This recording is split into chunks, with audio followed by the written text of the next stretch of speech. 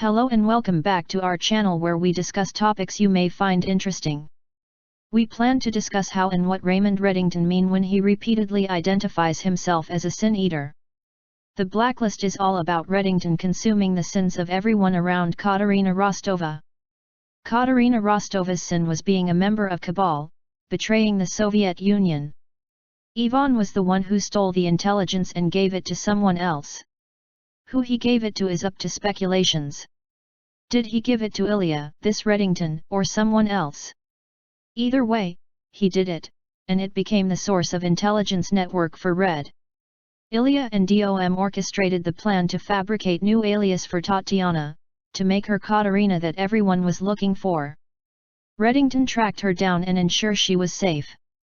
Everything was under control until Fitch sent Berlin after Reddington, and every effort Reddington made to neutralize the threat from a distance didn't work. Knowing this, he hired Tom Keene to be part of Elizabeth's life, but he changed allegiance to Berlin. Reddington changed tactics, and decided to be within reach in order to control the danger to Elizabeth. Reddington said his story begun 35 years from 2019, which mean it took us back to 1984. This was when Raymond Reddington and Katarina Rostova actually met before having a baby. And in 1990, Katarina was plotting with Fitch. The task force found the tape recorded Fitch and Katarina plotting to kill Raymond Reddington.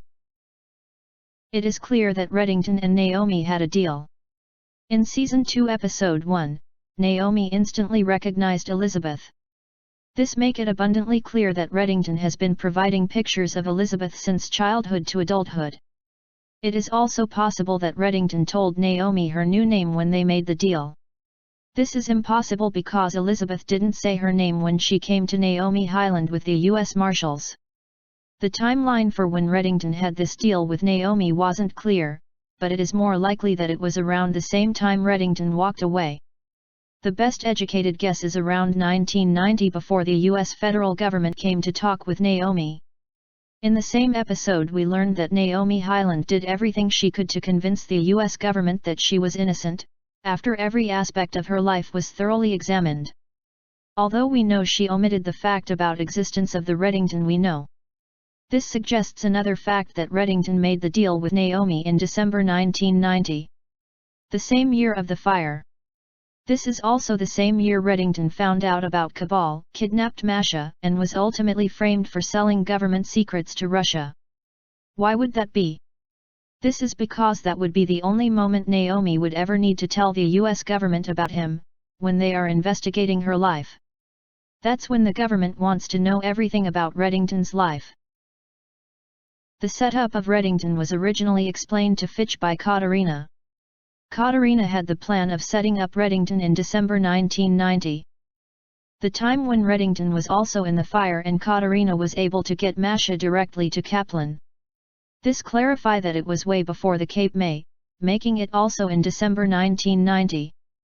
During this time, it is safe to assume Katarina left Ilya with Raymond Reddington. A few days after Katarina walked into the ocean, and walked into the church, she started feeling better. This would be when they found her personal things in the area, but also when they realized that she may have died when entering the ocean. It is also clear that this was in 1991. When she walked out of the ocean, she went straight to the only church with priest that has medical expertise and passed out for a few days. As mentioned, this was still in 1991. This was also after the Cape May incident. Within days of her being at the shelter, there was evidence that Katarina was the lady whom was believed to be dead. This was still in 1991. Although she denied being the person.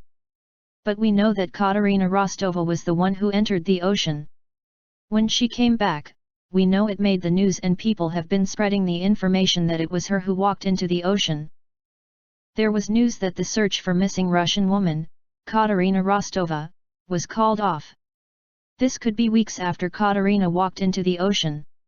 It was also after the personal stuffs were found near the lake. This means the search was in the ocean.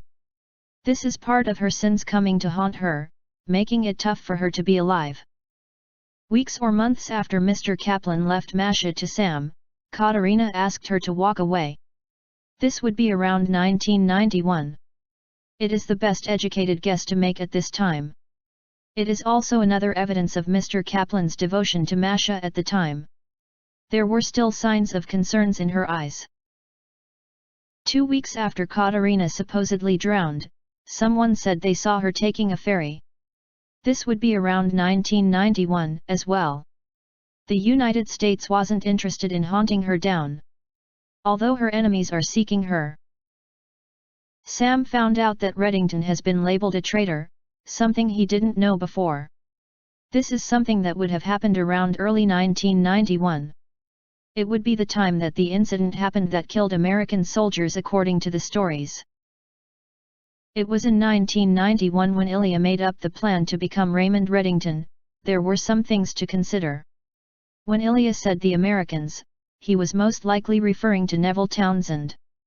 When Ilya saw the news that Reddington's whereabouts were unknown, he sold the idea of becoming Raymond Reddington.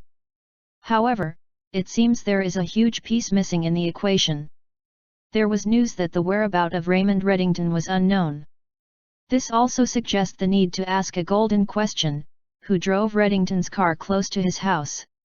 This is what they showed in the pilot episode. It suggests there is another player in the field who was also driving away suspicion from other aspect of Reddington's life, like driving the car to going home and making sure Reddington's family is safe. While everyone else were busy making sure Katarina and her daughter was safe, it seems another one was making sure that Jennifer and Naomi were safe. This would be the same person who drove that car and explained how the news is about looking for Reddington in the very area they wanted them to look. As you can see, there is more information that suggests Reddington was admitted in October 1991. This suggests Reddington was Kohler's patient at the time. Although they said in Season 8 Episode 21 that DOM lied about who went under the knife. But it also said that Ilya did in fact impersonate Reddington for a few days to collect the money. But there is a possibility that Ilya did went under the knife, and Red only said it's his personal journal because it is much easier than the truth.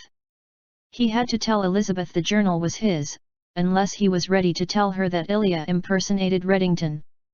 It may be easier for Reddington to tell Elizabeth that the journal was his than to explain the whole story. The question about who went into the banks to withdraw the money can be best answered with Ilya being the one who entered the banks. This means it was verified in Season 8 Episode 21 when he said he was the one who entered the bank to gather the money. This was also in 1991. Although DOM wasn't upfront about the whole story, he made it clear that it is about killing Katarina. Although they made it sound like it is about killing his daughter. On the contrary, it was about setting up a new profile, identifying Tatiana as Katarina. This would be around 1991 or 1992. The period that Reddington was still unaccounted for, knowing who it would be to identify as Katarina. If you all remember, Reddington said he was dedicated to becoming what the world has already identified him as. He was working on becoming exactly the official identity made for him. Immediately after Katarina was set up, it was clear that someone else got killed instead. This was the sins of Ilya and DOM, as they are the ones whom planned to set her up.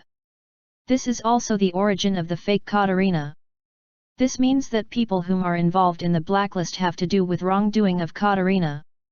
This also makes it much complicated for Reddington to execute his plans, or give Reddington a much better understanding of the situation. This was estimated to be around 1992 or 1993. Reddington hired Kaplan because of the threats emerging. This is months or years after Elizabeth was dropped to Sam.